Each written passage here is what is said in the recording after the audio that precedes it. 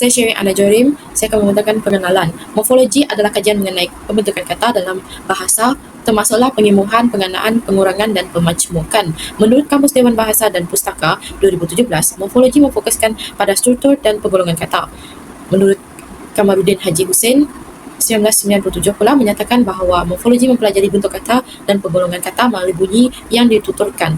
Morfologi terbahagi kepada morfem bebas yang boleh berdiri sendiri dan morfem terikat yang perlu digabungkan dengan morfem lain. Sebagai contoh, ber, men.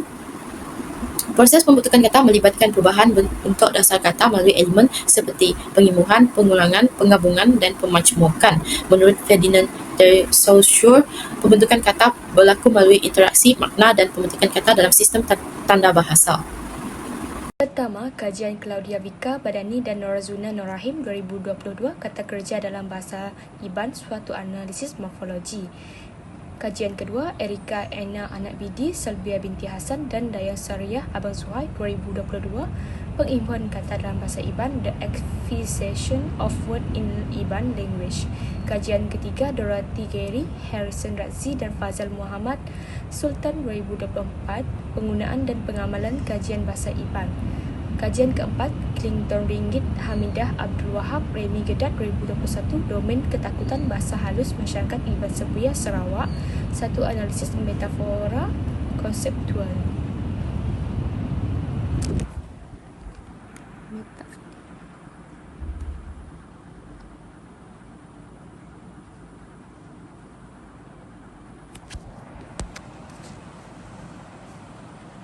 Satu, kajian Claudia Vika Anak Bandani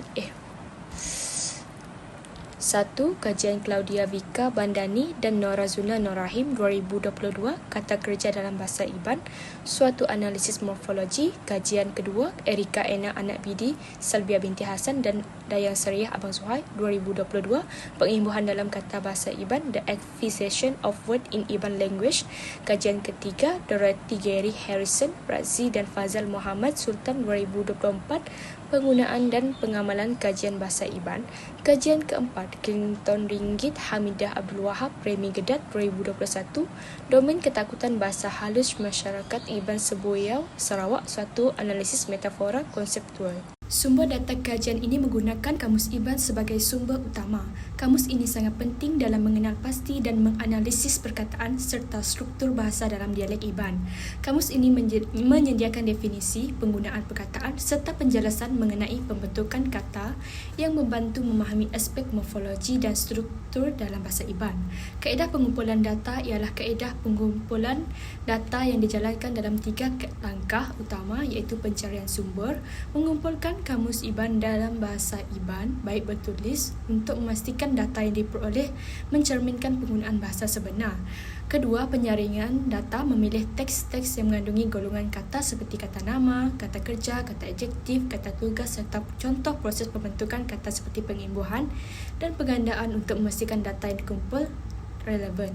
Penyusunan data, mengatur data yang telah dipilih mengikut kategori golongan perkataan dan jenis proses pembentukan kata supaya ia mudah dianalisis dan menggambarkan variasi penggunaan bahasa dalam pelbagai konteks. Kaedah analisis data ialah golongan perkataan. Kami mengenal pasti golongan perkataan dalam dialek Iban seperti kata nama, kata kerja, kata adjektif dan kata tugas.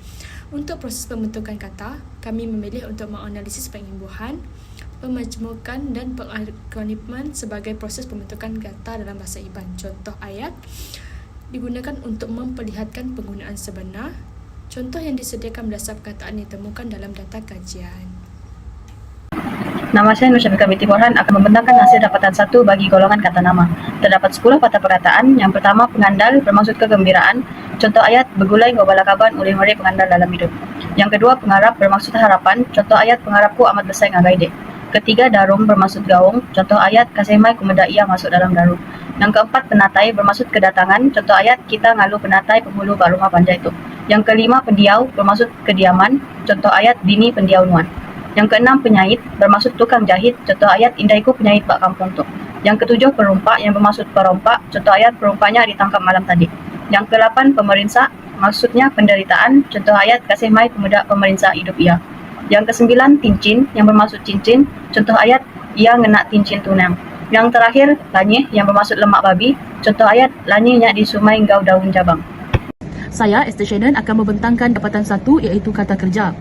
Ada 10 kata yang kami senaraikan, iaitu dalam bahasa Iban ngabiskah yang bermaksud menghabiskan. Contoh ayat, ia ngabiskan lauk ti udah di sungai. Kedua, merap yang bermaksud memeluk. Contoh ayat, aku merap menyadikku. Ketiga, ngecuk yang bermaksud mewarnakan. Contoh ayat, madikku ngecuk bak buku warna. Yang keempat, ngentam yang bermaksud mengentam. Aku ngentam ukui tik ngagai aku. Yang kelima, ngagak yang bermakna membuat. Kami ngagak kek ngagai indai. Keenam, berjakuk yang bermaksud bercakap. Aku berjakuk ngau kabanku. Yang ketujuh, dinga yang bermaksud dengar. Suara aku dengar ari rumah sepiak. Kelapan, ngerindas yang bermaksud menggeser. Contoh ayat, mayaunya ngerindas diri ia bak kaki kabanku.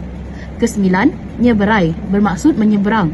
Contoh ayat, aku nyeberai ngagai rumah panjai seberang ngenak perahu. Dan yang ke-10, berjalai yang bermaksud berjalan.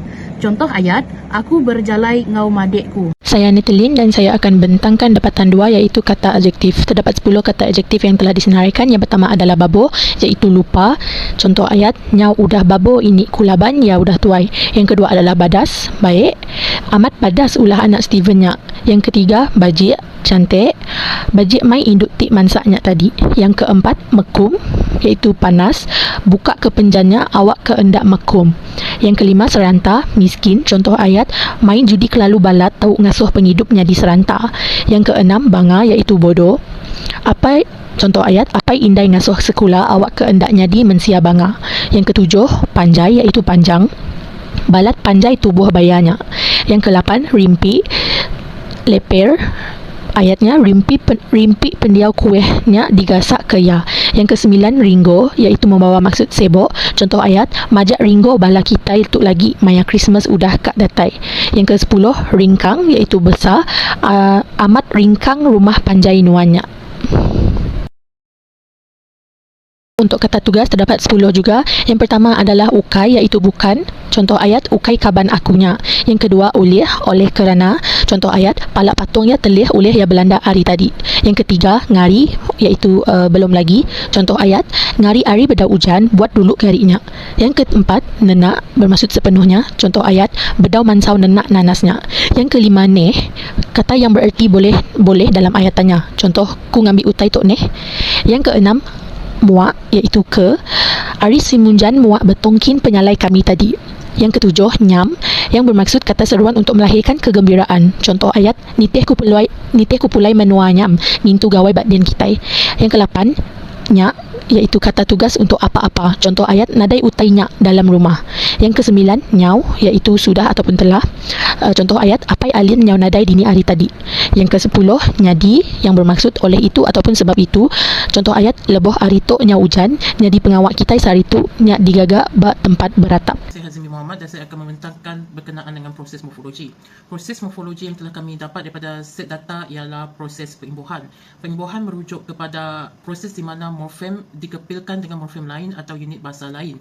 Ia boleh mengubah makna serta mengubah fungsi nahu sesuatu perkataan tersebut.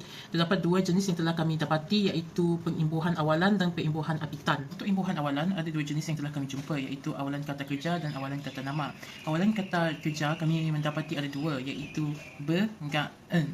Ber seperti berjakuk, berjalan, manakala en seperti ngagak, ngentam, ngecuk, ngerindas, nyeberai. Manakala untuk kata nama ada pen. Contohnya seperti perumpak, pemerinsa, penatai, pendiau, pengarap, penyait.